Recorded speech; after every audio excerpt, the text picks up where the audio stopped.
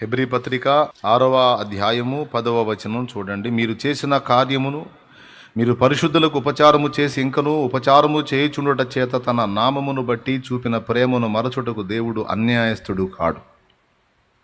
దేవుడు అన్యాయస్తుడు కాడు. దేవుడు చేసే ప్రతి చర్యలోనూ సంపూర్ణ న్యాయం ఉంటుంది. మనుషులు అపనమ్మకస్తులు అయితే అవుతుండొచ్చు, కానీ దేవుడు నమ్మకమైన వాడు అనే మాట అద్భుతమైన మాట. మనుషులు అబద్ధీకులు అవుతారేమో, కానీ ఆయన ఎప్పటికీ సత్యవంతుడే. ఎంతమంది లోకం ప్రతి మనుషుడు ప్రతి ఒక్కడు అబద్ధీకుడైనా దేవుడు సత్యవంతుడు కాక తీరడు. Praise the lord. మూడవది, దేవుడు అన్యాయస్తుడు ఎంత మాత్రము కాదు. ఈ మూడు మాటలు ఒక సందర్భాన్ని ఉటంకించి ఆయన మాట్లాడాడు. యూదుల గురించి మాట్లాడుతూ ఈ విషయాలు మాట్లాడాడు. అయితే ఆ సన్నివేశాన్ని కాస్త పక్కన పెట్టి, ఆ సందర్భాన్ని పక్కన పెట్టి ఈ మూడు మాటల్ని ప్రస్తుత మన స్థితికి అన్వయించుకుందాం. భక్తి జీవిత సాధనలో ఈ మూడు ప్రశ్నలు దేవునితో నడుస్తున్న మనకి కొన్ని సందర్భాల్లో ఎదురయ్యే అవకాశం ఉంది. మొట్టమొదటిది, దేవుడిని నమ్ముకున్నాను, దేవుడే నాకు సహాయం చేస్తాడని ఎదురు చూస్తూ ఉన్నాను, దేవుడే నా కృప చూపుతాడని నిరీక్షిస్తున్నాను, ఆయన మీద పెట్టుకున్న నమ్మకాలు ఏమి నెరవేరేటట్టు ఏం కనపట్టల్లా, నా ఆశలన్నీ అడియాశలే అయిపోయేటట్టున్నాయి. ఏమన్నబ్బా, దేవుణ్ణి నమ్మి దేవుని కోసం ఎదురు చూసినా నా ఆశ తీరలేదు, నా నిరీక్షణ ఫలించలేదు అని మనం దేవుని ముందు పెట్టుకున్న విషయాల్లో కొన్ని డిలే అయినప్పుడు, ఆలస్యం అయినప్పుడు, జరగనప్పుడు, వాటికి ప్రతికూలమైనవి ఆపోజిట్లో జరిగినప్పుడు దేవుని మీద పెట్టుకున్న నమ్మకం కూడా వమ్మైపోయింది. అంటే ఆ మాటలో మనం చెప్పకనే ఏం చెప్తున్నామంటే దేవుడు కూడా ఈ విషయంలో నమ్మకంగా లేడు. ఇశ్రాయేలు ప్రజల్లో కొంతమంది భక్తులు అడిగారు, తొల్లిటి నీ కృపాతిశయములు ఎక్కడా, నీ వాగ్దానములు ఎక్కడా? ఏమయ్యా, నమ్మదగిన దేవుడా, వాగ్దానాలు చేశావు కదయ్యా, ప్రామిసులు చేశావు కదయ్యా, మరి నీ బిడ్డల్ని హింసిస్తుంటే, వేధిస్తుంటే, దుఃఖపెడుతుంటే, బాధ పెడుతుంటే, నీ పిల్లలు శ్రమ నొందుతుంటే నీవు చూచి చూడనట్లు ఉంటావేమయ్యా? నీ సేవకులని ప్రత్యేకించితివే, కీడేమి రానీయనంటివే. నీ సేవకులనే వేధించు వారిని ఆటంకపరచకుంటివే.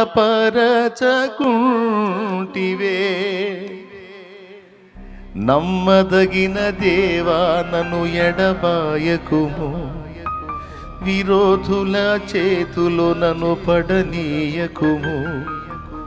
నమ్మదగిన దేవా నన్ను ఎడబాయకుము, విరోధుల చేతులో నన్ను పడనీయకుము. న్యాయాధిపతి యేసయ్యా, న్యాయము తీర్చగరావయ్యా. వేదనతో గుండె రగులుచున్నది, ఆదరణే లేక కుములుచున్నది. నాటి భక్తుల వేడుకోలు. ఏమయ్యా, నమ్మదగిన దేవుడా, నేను నమ్మదగిన వాడిని రాయించాలే. ఏంది ఇదేనా నమ్మకత్వం? ఏంది మా పరిస్థితులు?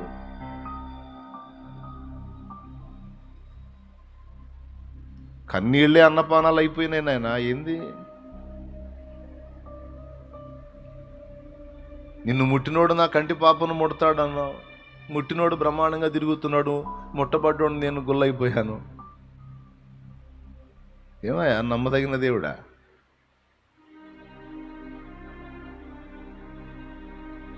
జీవితంలో మనకు ఎదురయ్యేటువంటి కొన్ని ప్రతికూలతల్లో, కొన్ని ఆటుపోట్లలో ఇలాంటి ప్రశ్నలు ఏర్పడతాయి భక్తి సాధనలో. అంటే హోల్ హార్టెడ్గా అనం, హృదయపూర్వకంగా అనం. అది హృదయ లోతుల్లోంచి వచ్చిందో నోటి మాటో ఆయనకు తెలుసు. ఎట్లా అంటాం హృదయపూర్వకంగా ఆ మాట? అనలేం. అన్ననాడు ఇంకా ఆయన వదిలిపెట్టినట్టే. హృదయపూర్వకంగా అయితే అనలేం, కానీ ఆయనకు రోషం పుట్టించాలని, ఆయనకు కోపం తెప్పించాలని, ఆయన రెచ్చగొట్టాలని. స్తోత్రం. కొన్నిసార్లు మనసుకు నిజంగా కూడా అనిపిస్తుంది, దేవుడు కూడా ఈ విషయంలో నాకు న్యాయం చేయలేదు బ్రదరు.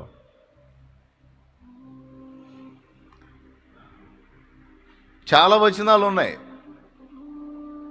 సాధారణంగా మనుషులు కలుగు శోధన తప్ప మరి ఏది మీకు కలగలేదు, దేవుడు నమ్మదగినవాడు. కొరింథీయులకు రాసిన మొదటి పత్రిక 10వ అధ్యాయము 13వ వచనం అనుకుంటాను, 12-13 వచనాలు, 13 కదా అందులో ఉంది. సాధారణంగా మనుషులకు కలుగు శోధన తప్ప మరి ఏది కూడా మీకు సంభవింపలేదు. దేవుడు నమ్మదగినవాడు. అద్దుగో, ఇట్లా ఈ మాట చాలా చోట్ల ఉంటుంది. దేవుడు నమ్మదగినవాడు, నమ్మదగినవాడు, నమ్మదగినవాడు. కానీ కొన్నిసార్లు ఆయన తన నమ్మకత్వాన్ని కోల్పోయాడేమో. నన్ను విరోధులకు అప్పచెప్పాడు, నన్ను శత్రువులకు అప్పచెప్పేశాడు, నన్ను సమస్యలకు అప్పచెప్పాడు. ఆయన మాటలు నాకు ఇచ్చిన వాగ్దానాల విషయంలో నమ్మకంగా ఉండలేకపోయాడేమో అనిపిస్తుంది మనసుకి. అంటే మామూలుగా ఉన్నప్పుడు భక్తి మాటలు బాగానే ఉంటాయి, కానీ గాయాలు తగిలినప్పుడు అది అనుభవించిన వాళ్ళకి అర్థమైద్ది, ఒట్టోళ్ళకి అర్థం కాదు. సహజంగా ఈ మాట నేను అన్నప్పుడు కొంతమంది ఊరుకున్నాయి, అట్ట ఎందుకు అంటాం కన్నాయి, సచిన మాట అనం అంటారు. పేతురు అన్నట్టు ఓవర్ కాన్ఫిడెన్స్, కొంతమందికి ఓవర్ కాన్ఫిడెన్స్. ప్రభువా వీళ్ళందరూ నిన్ను వదిలిపెట్టి వెళ్ళిపోతాడేమో, నేను నీకోసం ప్రాణం ఇస్తా అన్నాడు. వాళ్ళందరినీ పక్కన పెట్టి పేతురికి వెళ్ళి చూసి చెప్పాడు, అవునా ప్రాణం ఇచ్చే నువ్వే కొన్ని గంటల్లోనే ఆ యేసు ఎవరో నాకు తెలియదని 3 సార్లు పచ్చాబద్ధం ఫ్రెష్గా ఆడతామని చెప్పాడు. స్తోత్రం. అన్నంత పని అయింది. శ్రమ కొలిమిలో కాలని వాళ్ళు, చేదైన అనుభవాల్లో ప్రయాణం చేయని వాళ్ళు, ముళ్ళ మొకటాన్ని ధరించని వాళ్ళు, ఇరుకు మార్గంలో సరైన రీతిని మోచేతులు పగిలిన అనుభవాలు లేనివాళ్ళు, మోకాళ్ళు పగిలిన అనుభవాలు లేనివాళ్ళు ఎట్టి పరిస్థితులు అట్టనం దేవుణ్ణి, ఆయన నమ్మదగిన వాడు. కానీ కొన్ని చేదైన అనుభవాల్లో ప్రయాణం చేసిన వాళ్ళు కొన్నిసార్లు ఈ పాయింట్స్ మనసులోకి వచ్చి బయటికి అనలేకపోయినా దేవుడు అనుకుంటారు. అలా ఎవరైనా దేవునితో నడిచే బిడ్డల హృదయాల్లో ఆలోచన వస్తే వాళ్ళకి మళ్ళా సమాధానం చెబుతున్నాను, నువ్వు ఇలా అనుకున్నావు, ఇలా అనుకుంటున్నావు, గుర్తుపెట్టుకో, నీకు అర్థం కాకపోయింది, కానీ నేనైతే నీ విషయంలో, నీకు ఇచ్చిన వాగ్దానాల విషయంలో, నేను నీ పట్ల చేస్తానన్న కార్యాల విషయంలో, నీకు నిర్ణయించినటువంటి సమస్తం విషయంలో నేను నమ్మకస్తుడినే అంటాడు. మరి ఏది నీ నమ్మకత్వం అంటే, తెలిసే నాటికి నీకు తెలిసిద్దిలే అంటాడు. ఇప్పుడు నీకు తెలియకపోయినా తెలిసే నాటికి తెలిసిద్దిలే, మౌనంగా ఉంటాడు. సో పాయింట్ నెంబర్ 1, దేవుడు నాకు ఇచ్చిన మాట విషయంలో నమ్మకంగా ఉండలేకపోయాడేమో అన్న ప్రశ్న భక్తులకు కొన్ని దఫాల్లో, కొన్ని సందర్భాల్లో ఏర్పడుతుంది. ఎందుకు ఇంత ఖచ్చితంగా చెప్తున్నానంటే, బైబిల్లోనే రాసుంది. భక్తులు అడిగారు, ఎందాక నువ్వు మౌనంగా ఉందువు అన్నాడు ఒక భక్తుడు దేవుణ్ణి. అర్థమైందా? ఏమన్నాడు? అట్లయితే మీరు తెలుసుకోవాలి, సర్వశక్తుడు నాకు అన్యాయం చేశాడు అంటాడు. మరి ఆ అనుభవాలు పొందినోడికి వచ్చింది ఆ డైలాగ్. మామూలుకి ఎందుకు వచ్చింది? మామూలు పెద్ద పెద్ద మాటలు మాట్లాడతారు. ఏ మాటలు? అసలు కనకూడదు మనం అని, అసలు కనకూడదు మనం, అసలు ఏందనుకున్న దేవుడు అమ్మో. కానీ ఏవో అనుభవాన్ని పొందినోడు ఖచ్చితంగా ఇదే స్వభావం వెల్లడి చేస్తాడు. ఎందుకంటే ఆయన అన్ని విషయాల్లో జాగ్రత్తగా ఉన్నాడు, కానీ శ్రమ పొందాడు. చూపిస్తాను, ఏం టెన్షన్ పడద్దు.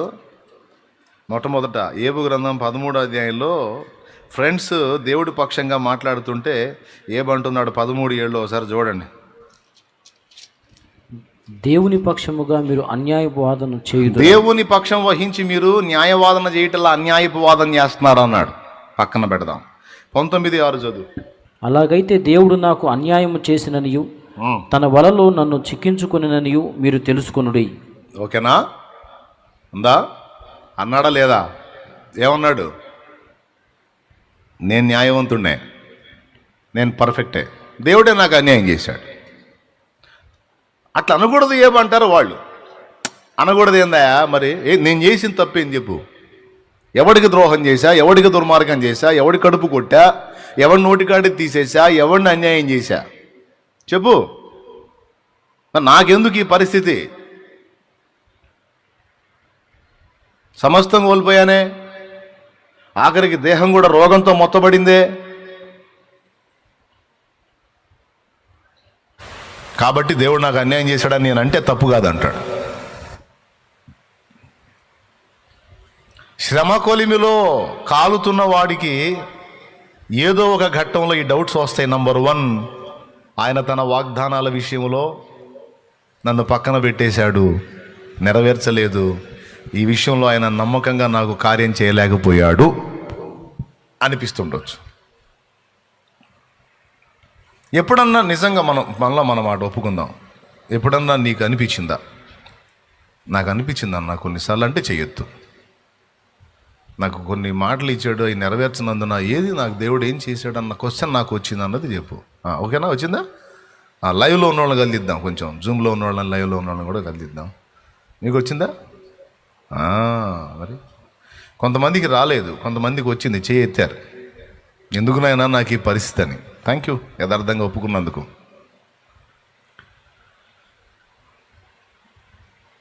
ఒకటి అది. రెండోది, నాకు ఇంత అన్యాయం జరుగుతుంది ఏంది? ఇంత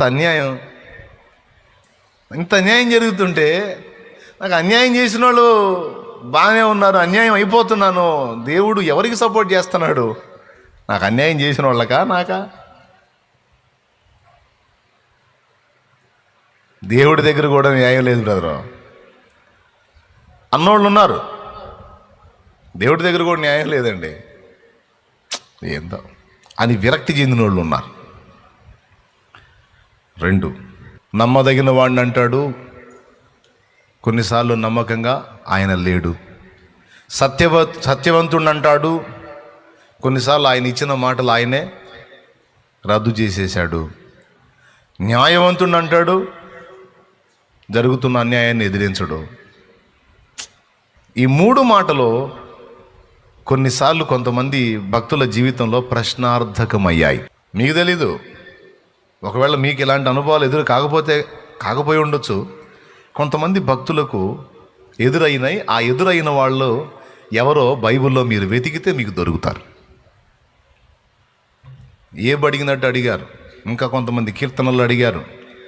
తొల్లిటి నీ కృపాతిశయములెక్కడా అంటే, ప్రారంభంలో నువ్వు చూపినటువంటి ఆ కృప, దాని యొక్క అతిశయం ఇప్పుడు ఏదయ్యా? ఎందుకు మమ్మల్ని ఎట్లా శ్రమల పాలు చేసావు? ఎందుకు ఎట్లా మమ్మల్ని అప్పచెప్పావు? మేము నీ పిల్లలం కాదా? నువ్వు మా తండ్రివి కదా? మమ్మల్ని నడిపించలేదా? మమ్మల్ని పిలవలేదా? మమ్మల్ని రక్షించలేదా? పోషించలేదా? మా పక్షం వహించలేదా? ఎందుకయ్యా మమ్మల్ని ఎట్లా అప్పచెప్పావు? ఈ 3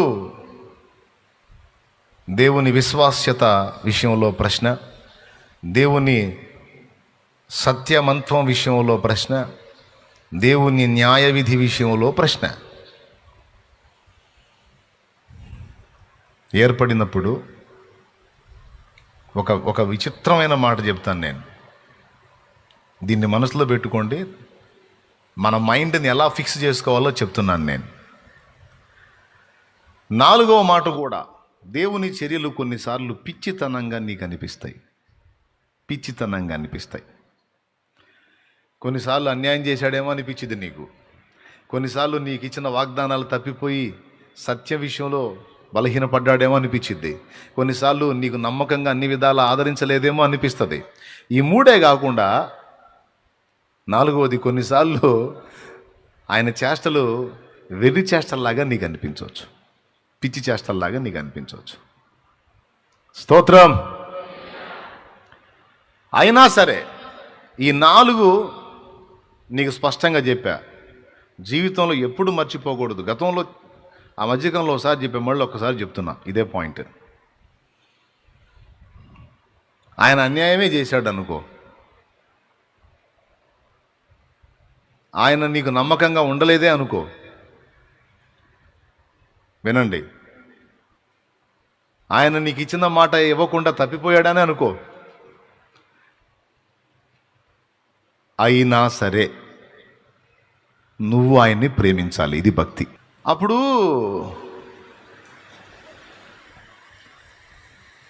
అప్పుడు అన్యాయం చేస్తే ఆయన ఎట్లా ప్రేమించగలుగుతాం?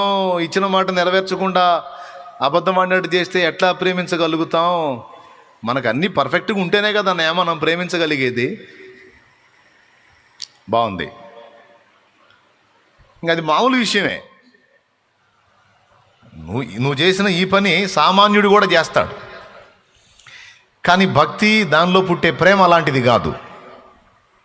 ఎలాంటి విచిత్రమైన ప్రేమ! నువ్వు పలికినా ప్రేమిస్తా, పలక్కపోయినా ప్రేమిస్తా. మొర ఆలించినా ప్రేమిస్తా, ఆలించకపోయినా ప్రేమిస్తా. నువ్వు హెల్ప్ చేసినా ప్రేమిస్తా, హెల్ప్ చేయకపోయినా ప్రేమిస్తా. నువ్వు ఇచ్చినా ప్రేమిస్తా, ఇవ్వకపోయినా. నువ్వు మేలు చేసినా ప్రేమిస్తా, నువ్వు కీడు చేసినా ప్రేమిస్తా. నువ్వు న్యాయం చేసినా ప్రేమిస్తా, అన్యాయం చేసినా ప్రేమిస్తా. ఎందుకంటే యేసయ్యా, నా జీవిత కాలానికి సరిపోయినటువంటి ఒక్క సాక్ష్యాన్ని నువ్వు నాకు ఇచ్చేసావు. ఓ లైఫ్ మొత్తానికి కూడా సరిపోయిన ఒక్క సాక్ష్యం నువ్వు నాకు ఇచ్చేసావు. ఏంటంటే, నేను ఇంకనూ పాపినై ఉండగానే, నేను ఇంకనూ నీచుండై ఉండగానే, నీచురాలనై ఉండగానే, దుర్మార్గునై ఉండగానే, దుర్మార్గురాలనై ఉండగానే, అసహ్యురాలనై ఉండగానే, నేను ఘోర పాపినై ఉండగానే నీవు నన్ను ప్రేమించి ప్రాణం పెట్టావు. ఇక చాలు, నేను నిన్ను ప్రేమిస్తా. ఎందుకంటే సిలువలో నీ విలువ నాకు తెలిసింది, సిలువలో నీ ప్రేమ నాకు తెలిసింది, సిలువలో నీ నమ్మకత్వం నాకు తెలిసింది, సిలువలో నీ న్యాయ విధి నాకు తెలిసింది, సిలువలో నీ సత్యసంధత నాకు తెలిసింది. ఎందుకు సిలువెక్కాడు? న్యాయాన్ని ప్రేమించాడు గనుక సిలువెక్కాడు. ఎందుకు సిలువెక్కాడు? మనందరి కన్న తండ్రిగా మనకు నమ్మకమైన వాడుగా ఉండునట్లు సిలువెక్కాడు. ఏ నమ్మకత్వం, ఏ సత్య విషయం, ఏ న్యాయ విషయంలో మనకు డౌట్స్ వచ్చినాయో ఆ మూడిటికి సిలువలో సమాధానం చెప్పాడు. ముందే చెప్పేశాడు. స్తోత్రం చెబుతారా? సిలువ ఉందా ఆయనక? ఉందా? అందుకు సిలువ పెట్టేది. సిలువకు దండం పెట్టమని కాదు. ఆ సిలువను చూసినప్పుడు అందులో కొన్ని సంగతులు గుర్తు రావాలి నీకు. న్యాయం కోసం సిలువెక్కాడండి. న్యాయం ప్రకారం పాపం చేసినోడు శిక్ష పొందాలి, అది న్యాయం. లంచం తీసుకొని వదిలేస్తే అన్యాయం, పాపం.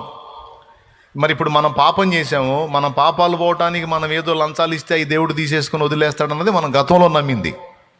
అది న్యాయం లేదు అందులో. కానీ ఇందులో న్యాయం ఉంది. ఏంటంటే, పాపం చేసిన వాడు శిక్షార్హుడు, శిక్ష పొందాలి. పొందాలంటే మొత్తాన్ని కలిపి అగ్నిగుండానికి పంపాలి. అలా జరగకుండానట్లు న్యాయానికి సమాధానం చెప్పాలి గనుక, న్యాయాన్ని గౌరవించిన వాడు గనుక, న్యాయాన్ని ప్రేమించిన వాడు గనుక, తన సింహాసనానికి న్యాయము కూడా ఒక స్తంభం గనుక దాన్ని రెస్పెక్ట్ చేస్తూ దేవుడు న్యాయం ప్రకారం మనందరి మీదికి రావాల్సిన శిక్ష తన మీదికి తీసుకుని తన పరిశుద్ధ దైవరక్తము ద్వారా సర్వ మానవాళి పాప శాప విమోచనకై ప్రాయశ్చిత్తార్థ బలిగా తానే తన్ను తాను అప్పగించుకున్నాడు. దేన్ని ప్రేమించి? మనం అంటాం నన్ను ప్రేమించి అని. నిన్ను సెకండు, ముందు న్యాయాన్ని ప్రేమించాడు ఆయన.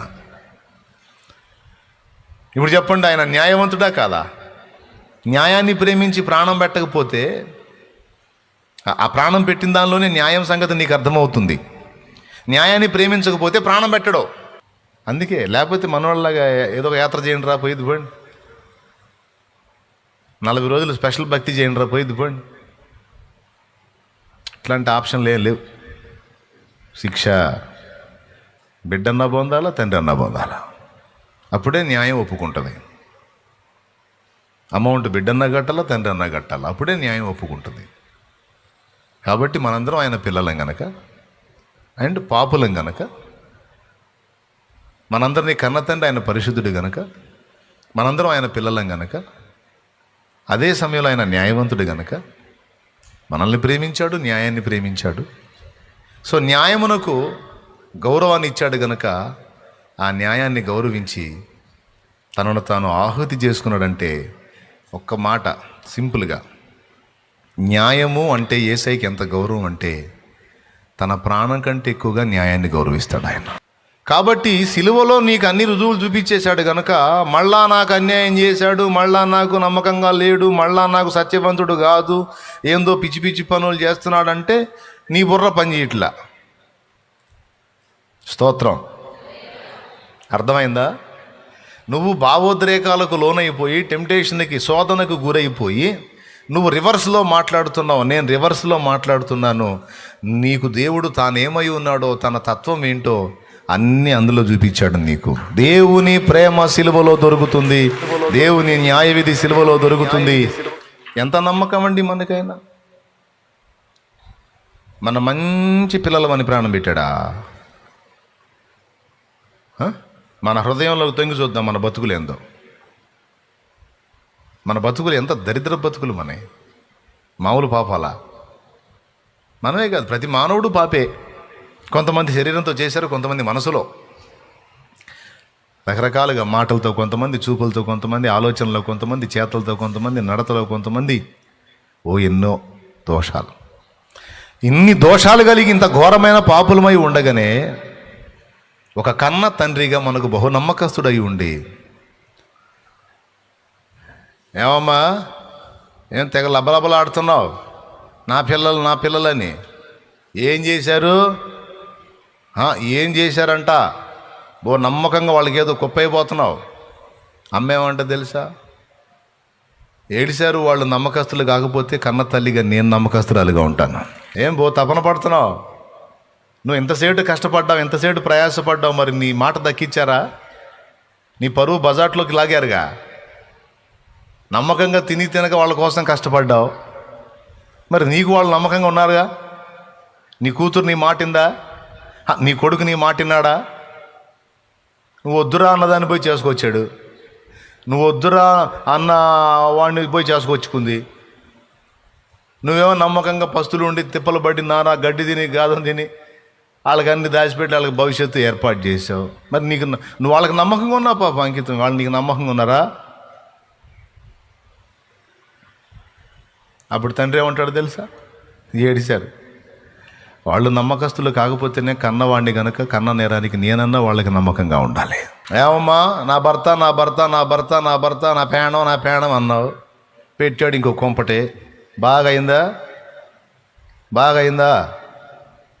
పెట్టాడు ఇంకో కొంపటి పెట్టాడు, లెగితే ఆడనే ఉంటున్నాడు ఇక. స్తోత్రం.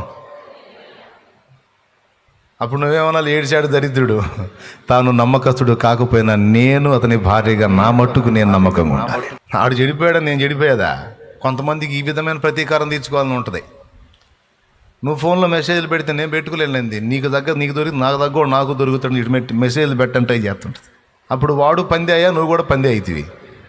2 పందులే ఇంట్లో. స్తోత్రం. అర్థమైందా? సింపుల్గా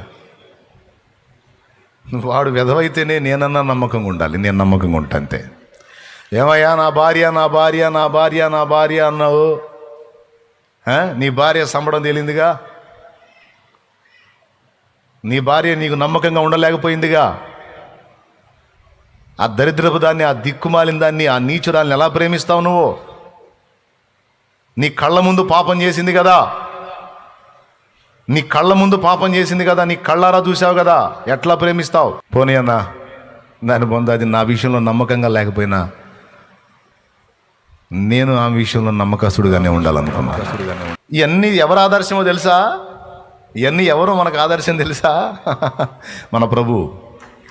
మనము ఆయనకు ఒక అపనమ్మకస్తురాలైన భార్య, ఆయన మాత్రం మనకు ఒక నమ్మకస్తుడైన భర్త. మనం ఆయనకు ఒక అపనమ్మకస్తులైన పిల్లలం, కానీ ఆయన మన ఎడల ఒక నమ్మకమైన తండ్రి, నమ్మకమైన నాన్న. ఇబ్బంది పడవాకండి, తెలుసుకోండి అంతే చాలు.